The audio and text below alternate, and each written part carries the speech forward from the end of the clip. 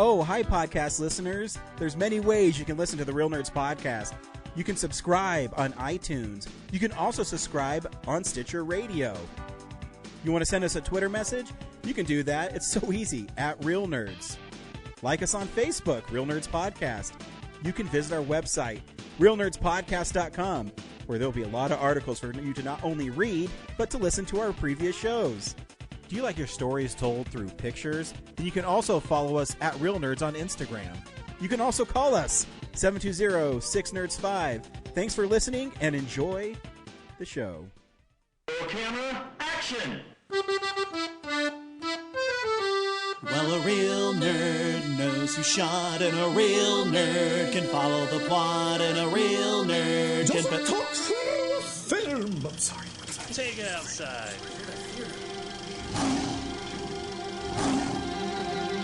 Well, a real nerd knows who shot, and a real nerd can follow the plot, and a real nerd will give it all they got. Lights, camera, action! Real nerds. It's yet another exciting new episode of the Real Nerds podcast, where every week we see a new movie and we podcast our experience to the world. This week we saw Snow White. Stay tuned. Well, we'll recommend the film or not, play the trailer, then spoil the movie. We'll also talk about the movie news of the week and stuff we've been watching throughout the week. And Brad, you know, I'm a little annoyed. Corinne's doing this movie madness thing she always does, and it appears Teenage Mutant Ninja Turtles is going to beat Army of Darkness, which is a fucking joke. Oh, You're is using it? your burner accounts on X, aren't you? I don't have any X accounts. I deleted that shit. So I know, but that's the perfect excuse you have for fucking me over. I can't even see what's going on. Like, you used to be able to, even if you didn't have Twitter, you could go like look at what's going on, and now I can't even do that. So, yeah, that's all your looks like thing. yours is going to move on. Your favorite movie against mine. How many people voted for it? I think there was 10 total. And For like I five think he each? won 60 to 40. So 6 people for me, 4 for you. Yep. Well, I don't know what to tell you. I think you just have to suck it up and Fuck. think of a new theme for next year where Army of Darkness can win in a landslide. Yeah. Well, I was already a little perturbed with this because she won't let me put the movies in there I wanted to.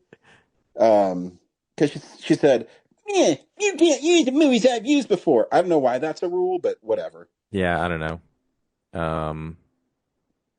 Yeah, you should just pitch next year that it's a Sam Raimi horror movies. Yeah, I'm sure she'll go for that. That'll beat Ninja Turtles, just objectively. Yeah, I don't know. But yeah, you can go to our Twitter feed, and every day there'll be a new movie to vote for. Today I put up, it's Zach's favorite classic comedy, To Be or Not to Be, against mine, The Awful Truth. So go there and vote for the next 22 hours. Why is she not posting polls on Facebook where other people can see them? So you can't put polls on Facebook anymore unless you do a group. You can do a story. Oh, no. I do what she tells me to do. Well, tell her to start doing stories on Facebook so that if she wants to get more participation. Yeah, maybe I'll do that for the next one. We'll see. I mean, I try not to watch stories because they're a pain in the ass format, but they do include polls, so. Oh, see, sometimes I don't think I use social media and or the internet to its full advantage. Nor Because I'm should just you. usually on, movie websites or video game stuff or comic book stuff, or watch Saturday Night Live clips. And Brad, evidently there's porn on the internet. Dude, what? Yes. Stop. We'll finish this tomorrow. But people tell me about all these websites and things like that, and I have no idea what they're talking about. Dude, we just came of age in that middle time between the analog and the digital, and we're just a lost generation, man. I guess. But yeah, I'm not gonna learn any of this new shit. Like, I think 15 years has been a good test ground for the fact that this has not gone well. It's not improved society, this social media thing.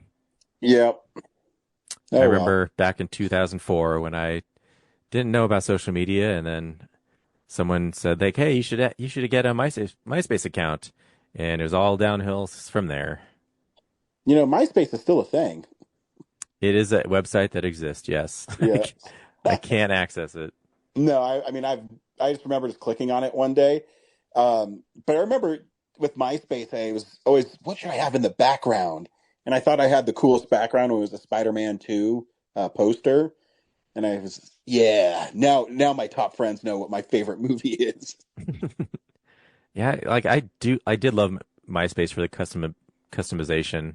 Like, It was fun to add your top movies or change like the look of it or add songs. And everyone gravitated toward Facebook for some reason, where it was just a white and blue wall. I don't know.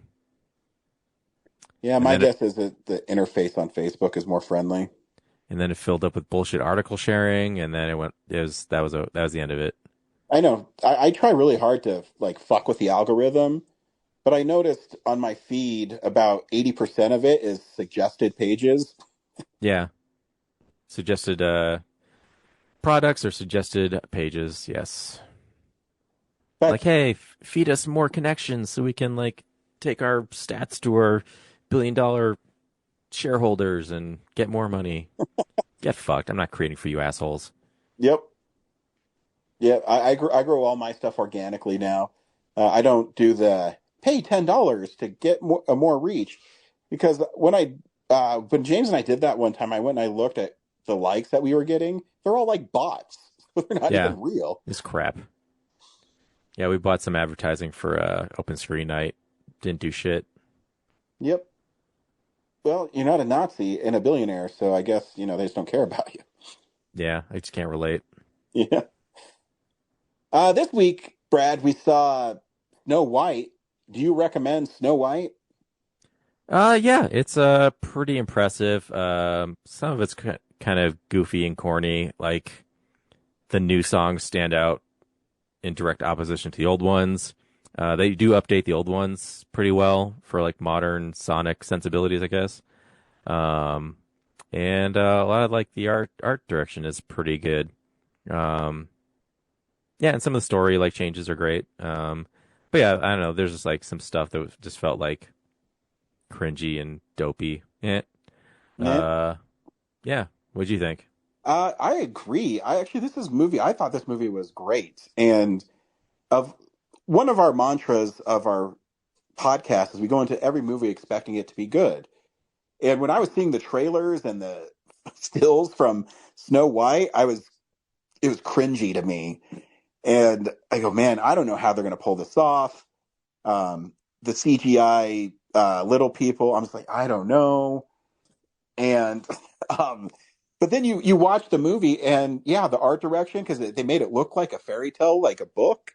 It was really impressive. I was shocked how much I love this movie. And that's why I go to the movies, is for every once in a while, a movie like this comes along and reminds me of the power of movies. Here's the trailer for Snow White.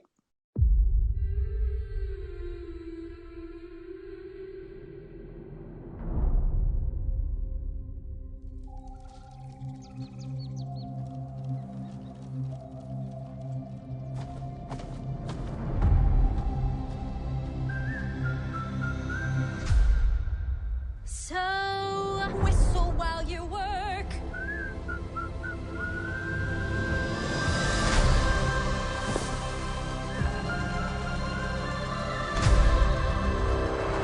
Whistle while you work. Magic mirror on the wall. Who's the fairest one of all?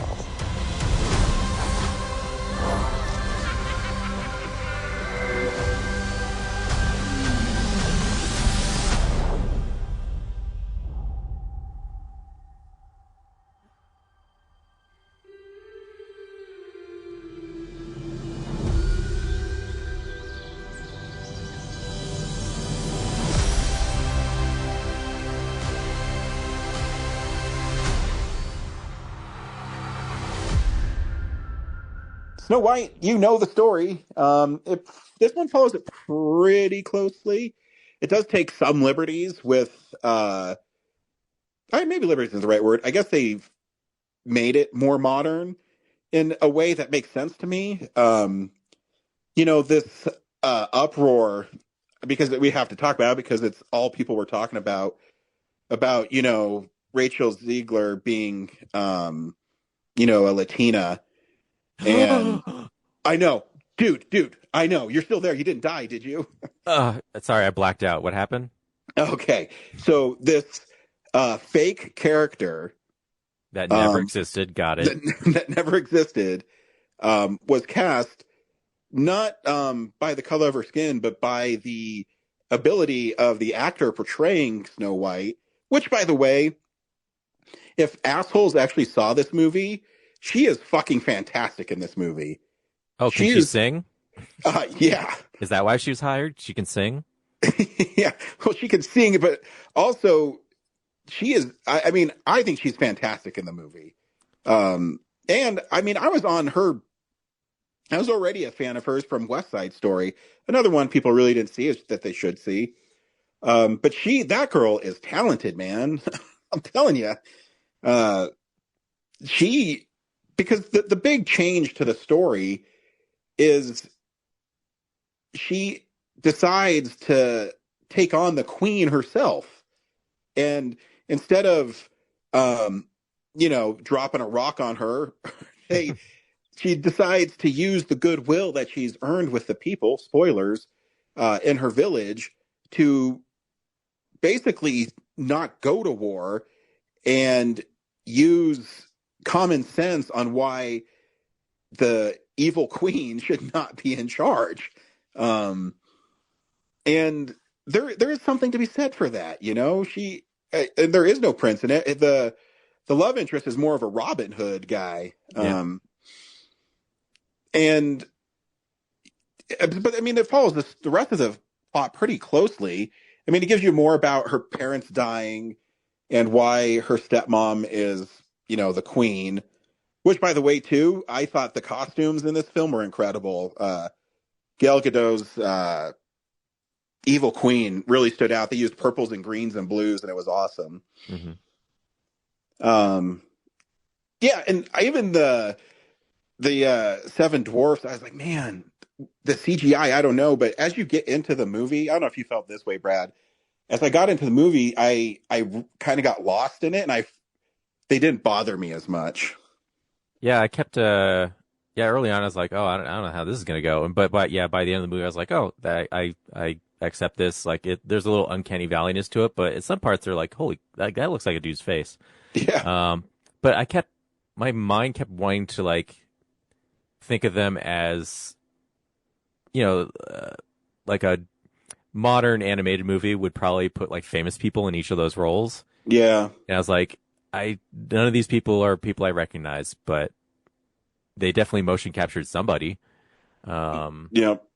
So yeah, like my brain just kept wanting to go like, oh, that should be like some current person that's like really like TikTok famous or something. But yeah, but in a way, it's cool that they didn't, because I like that they didn't. Yeah, but they did keep their characteristics from the 37 film.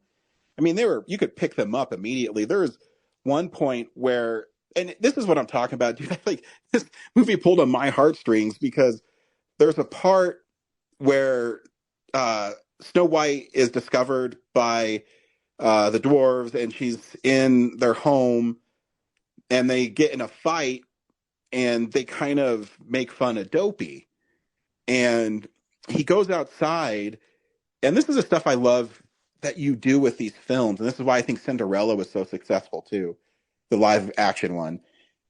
She goes outside, Snow White, and she goes to talk to Dopey, and she says, it's not that you can't speak, it's just you're afraid of what they're going to say when you do. And the performance that they got out of the animated CGI thing was incredible. And I was like, oh man, that actually like touched me. And it was really impressive. When the sunlight would hit Dopey, you could see like little whiskers and peach fuzz on his face. And I mean, it was impressive when you watched it. Yeah, the really only like cringy thing for me was just like the new songs. Like every time it broke down to something that they like clearly added to the film musically was just like it was like such a modern like modern musicals. Like it's like it was like all the rejected songs from Wicked. It felt like repurposed because like they just sounded like in direct opposition to like the fun, cute like 1930s. What are the brothers' names? That would be Sleepy, Dopey. No, the musical brothers from Disney. Oh, Sherman's. The Sherman Brothers. Yeah, like the Sherman Brothers songs are like just not the same. And most of the time I was like, like everything Lin-Manuel Miranda sounds the same now. And then the movie credits showed up. I was like, oh, he didn't touch this. Sorry. But they all felt like everyone else is like trying to mimic that style. Yeah. And like, no, just make them a lot like the Sherman Brothers songs, like in spirit. But the updates of the Sherman Brothers songs were great. Like the Hi Ho was so epic. Oh yeah. And even Whistle While You Work, I was like, man, this like how Rachel Ziegler too, man, she mimicked how Snow White danced in the cartoon so well, and everything was happy. And you mentioned sonically, sonically they updated it, and it's again, it really surprised me how much I enjoyed this movie. Yeah, like they even added like new lyrics and stuff. Yeah, like that flowed really well. Yeah. Yeah, in my theater, I saw opening day, so it was pretty packed. And at the end, when Snow White is asking for help and Dopey speaks, my theater gasped like audibly.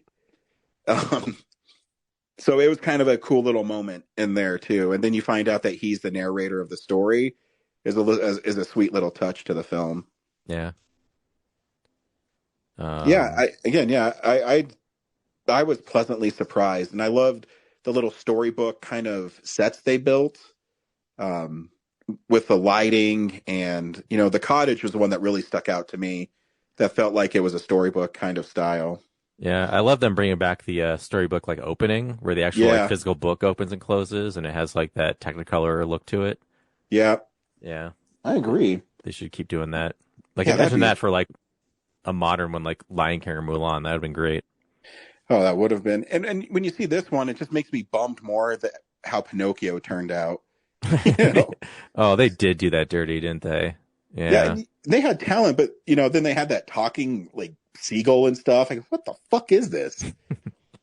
The other thing I wish too was like, the Hi Ho sequence was so epic, and they talk about the gems, and then the evil queen goes through a lot of trouble to explain like, oh, these flowers, which repetitive, like a flower each time, how fragile they are, and like diamonds are forever. It's like, I wish there was like a subplot of like that connects the dwarves to her. Yeah. That isn't Snow White, because they harvest the gems that she's like hoarding. Yeah. So they don't really touch on that. And there's a little more to obviously the mirror void. Oh yeah. Area. Like I know they went for like the white mask classic interpretation, but I felt like in the modern age with CGI, like you could have just made like the pieces of the glass crack and like protrude like a mirror face. So I thought that would have been cooler if they did that. Agreed. Yeah. But all in all, a winning film. Yeah, like definitely not as terrible as people online make it out to be. And, oh yeah, people that never seen it just hate it because. And you know what? The original still exists. It didn't get deleted. Yeah, and that's in my review on Letterboxd. I said it's obviously not gonna. It's never gonna live up to the original, and you have to go in understanding that.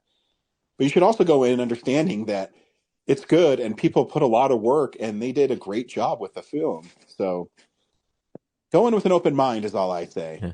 Also, just remembered Jonathan's like merry band of thieves. I totally wanted it to be like Shaun of the Dead, where like, Snow White has her dwarves, and then he has like, yes, like identical, but like, Yeah, where they pass each other people. on. Yeah. Yeah. Yeah. That Like, would've been there's sweet. also like a sleepy human, a grumpy human. Yeah. Yeah. Hilarious. Are you listening, Disney? We got some great ideas. This is the big news story of the week. It's real news.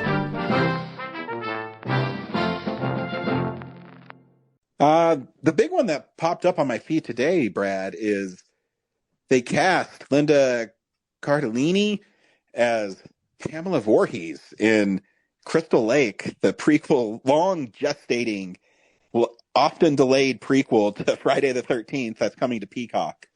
Two things. I felt like that was old news because I feel like I've heard this months ago. So I guess they signed the deal. Yes. And then two, like, I'd be interesting to know like what a prequel would be, because like obviously you want to see Jason in the show, right? Yeah. Like that's why you go see Friday the 13th. So I'm like, what's gonna happen at this camp that until Betsy Palmer shows up? That's like, because if there's murders before she does, like people would close the camp before Jason even starts his rampage, you know? I pick up what you're putting down, and I agree. I mean, I'm interested. I don't know how you make a TV series out of before Jason shows up, but I mean, I guess if it shows, I don't know. They obviously have a plan, and A24 is producing it. Yeah. So like, it has potential to be cool. Yeah, maybe it's like maybe it's set in the 60s, and we just watch Jason at camp until like episode 9 when he gets, drowned in the lake.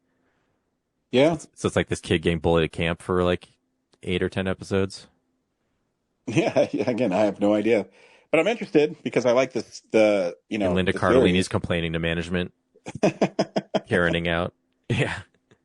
I love the series, and it's been dormant for too long. So yeah, give us something. Yeah, I mean, 16 years is when the last movie came out.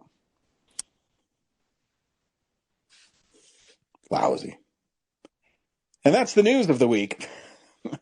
Cool. Yeah, I don't know what's going on. I've been making movies. I know. You're all like important and everything.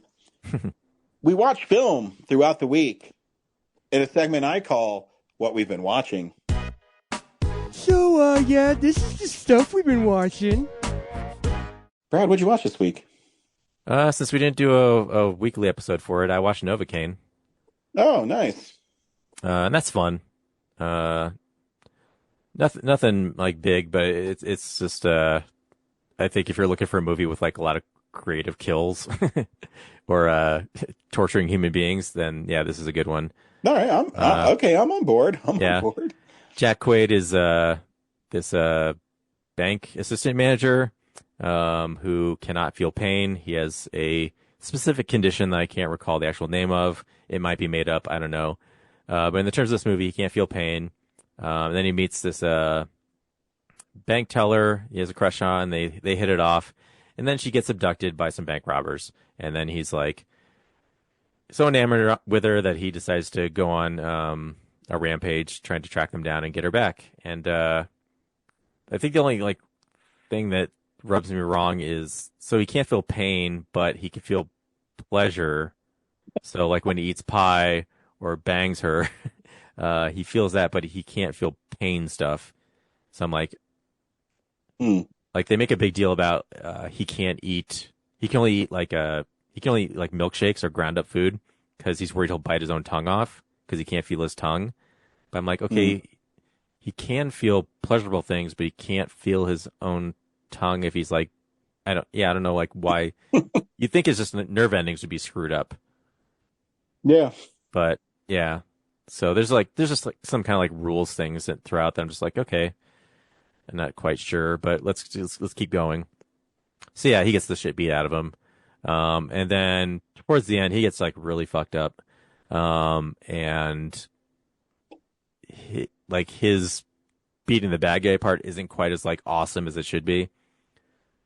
So, and it also looked confusing the way they shot it. So, it took me a minute to like realize what it even happened. And then, Peter Parker's bestie's in it. and he's fun nice. as a internet nerd who has to come help save the day occasionally, and yeah, it's a fun time. And let's see, the last thing I saw was a very old movie called Black Narcissus. Never even heard of it. If you ever seen it, like listed on the Criterion Collection, it's a movie from 1947 about these nuns who go to some Asian country to do missionary shit, and escape their troubled pasts. And it's shot like beautifully, like it's a beautiful movie, especially one that's like made to look like it's in Asia, but it's actually on a soundstage the whole time. A lot of like matte paintings, but yeah, you just as the story goes on, you just like these women go crazy, and there's women be crazy. There's this one American dude who lives there, and the funniest part is like he's like the tallest guy in the world, and he wears like short shorts, and he's like bare chested with like, you know, a linen shirt most of the time, but he gets around by like riding the tiniest horse, and there's a dude who leads the horse for him. And I'm just like, dude, you have like the longest legs, walk your own ass around. Like, stop crushing this poor horse's spine. Yeah, but like, yeah, a bunch of like the nuns there have a crush on him, so they start fighting over him a little bit, and then like also like, oh, but we're also, you know, religious, we can't do that. And then you find out that there's like this flower that's blowing in the wind called the Black Narcissus, and it's like a hallucinogen that like makes people go nuts. And so like the different nuns kind of like take out that in different ways. Like one accidentally kills a kid from the village on accident. She just like gets the dosage wrong or something, or injects him with the wrong thing. And then like another one starts planting flowers instead of food. So yeah, they'll get in trouble. And as the story goes on, you learn like why they became nuns. Mostly through like people they love dying or something. So yeah, but my big takeaway was like, stop abusing that little horse. Like, yes, stop treating these. It's the most important takeaway anybody can have in a movie. Stop treating these third world people like slaves for you. Yeah. What'd you watch? Just a couple of things. Sorry, let me pull up my letterbox because I forget shit because I'm old. I watched a film called Trick or Treat, which it's not the one from 2009. There was one that came out in 1986 called Trick or Treat. That's confusing. Yeah, and in it, it's kind of fun. It's about this kid who loves heavy metal, and his favorite heavy metal singer dies in a fire, and he goes. That's metal. Total metal, bro. And he goes and sees a local DJ who knows him, who happens to be played by Gene Simmons. Oh. And yeah, and he has a demo vinyl of his last recording, and I forget the name of it, but it's like Worship My Devil Dick or something. And that's a really old Michael Ian Black joke. Anyways, he goes home and he plays it backwards. Dude, do not play. Didn't he learn anything? You don't play records backwards. You do if you're metal. So when he plays it backwards, it actually unleashes a demon. But this demon, spoiler alert, is the lead singer, bro. He's now a demon. And he kills people with electricity and makes them like blow up. Which would be way cooler if it was bloody and gory, but they just blow up to like a puff of smoke. It's not like the monkey. Yeah, no, not like the monkey.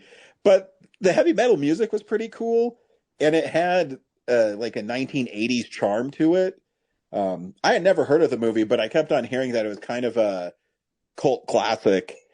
I don't know if I'd stretch it that far, but it was still a fun time. I mean, I had a lot of fun watching it. And it takes a long time to build up to when that lead singer guy comes back.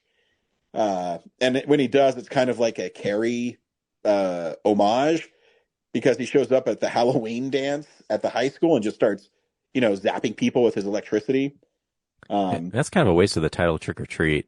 Like, I know. It's even like going to door to door and getting candy or anything. I know. I agree.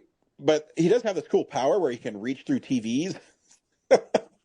So there's this really funny part where this one woman is talking about how on TV how bad heavy metal is. So he reaches through the TV and pulls her out and turns her into dust. And then the nerdy kid is vacuuming up this old lady who's dust before his parents get home. It's like, I don't know. Like, it's not a great movie, but it's fun. It'll probably be one I'll watch a couple more times. There's like 2 or 3 commentaries on it that I'd be interested to hear about the making of it. And the last thing I watched is Shout Factory. It was probably last year. Has a going out of print sale, which they have one going on right now, but it's not that great. But the one they had last year had a bunch of Hammer horror films on it. And so I bought like 4 or 5 of them. And one that I hadn't watched yet is called The Horror of Frankenstein, which is a remake of their Frankenstein film that they put out in 57 or 58, I don't remember, which is really good, called The Curse of Frankenstein. This one follows a really kind of asshole Dr. Frankenstein, where he's this pompous prick who's in college, and he wants to experiment on obviously dead things to make him be reanimated. He purposely has his dad killed so he can take over and become Baron Frankenstein. And he's just an asshole. He's mean to the women. He's mean to his classmates. He's just a piece of shit. And it takes a really long time to get to the monster. And when you do, I was expecting the monster to unleash like carnage. And he only kills like 3 people. And he just walks, and then he walks back home. And he dies in a really anticlimactic way. And the last shot of the movie is Dr. Frankenstein looking into this vat of acid, and he raises an eyebrow. And you go, wow, that's it. Cool. I mean, the only cool part is David Prowse is Frankenstein, which you might know him from Darth Vader. Yeah, I mean, it's not horrible, and there's some like pretty cheeky, funny stuff in it, because they kind of made it as a dark comedy. But I don't know if they're going to have that much build up for a monster, and he shows up and he just goes, "Arr!" and he kills 2 people. Just not, it doesn't do anything for me. Yeah. And he went on this rampage, and then he went into this house with this little girl, and all he did was scare her. I'm like, dude, fucking kill the little girl. What is this? Now, I'm not advocating for killing children, but in a horror movie, I want something to happen. Something with teeth. Yeah, not just puss out. Way to go, monster, or Frank, whatever you want to call him. Yeah, you don't go see a Frankenstein movie for the doctor. You go see it for the monster. Exactly. Fuck Baron Frankenstein. Yeah, so that's the special features are really cool, though. They have the lead actress in it is really funny. She talks about how she got into acting, and she calls the movie a piece of shit. So it's kind of fun. And she says, I was so bad in that movie, and so it's kind of fun to watch. So yeah, that's what I watched this week. Next week, I don't even know what we're watching. Oh, come on, Ryan. You have a job. I know. Such a piece of shit. I think it's the Jason Statham movie. Ton of stuff out. Yeah. Yeah, there's a ton of stuff out right now. Man and Death of a Unicorn are both out, which I want to see both. Well, don't forget, it's hard for you to get to the theater, so pick one. No, I'm going to get there. It's happening. Yeah, you're right. Okay. So yeah, we'll pick one of them be our film of the week. Brad, which one would you rather it be, A Working Man or Death of a Unicorn? I'm not super excited about either. Probably, I guess, Death of Unicorn. I mean, Working Man's just Beekeeper too. I'm a working man now, though. And you come on my job site and you cause problems. Mate, you got one problem. And he's standing in front of you. I don't know. I'm guessing that's part of the movie. Yeah, I don't know. I guess we'll just figure out what we're able to see. Yep. One of those two. Yeah. Or both. We'll see. Yep. So until next time, we'll see you at the movie. A real nerd knows who shot a real nerd can follow the plot and a real nerd will give it all they got. Lights, camera, action. Real nerds. Thanks for listening to Real Nerds Podcast, a Nebulous Visions production. Stream or download episodes, read articles at realnerdspodcast.com. Stream us on Apple or Google Podcast, Stitcher, Spotify, or iHeartRadio. Follow us on Facebook, Real Nerds Podcast. Twitter and Instagram, @Real Nerds. Watch us on YouTube, Real Nerds Podcast. Email us at realnerds@gmail.com. Call us at 720-6nerds5. Thank you to Sparks Mandrill, Mike at Plan 9 Studios, and Bolognium for all of our groovy theme songs. And that's how you fucking do it!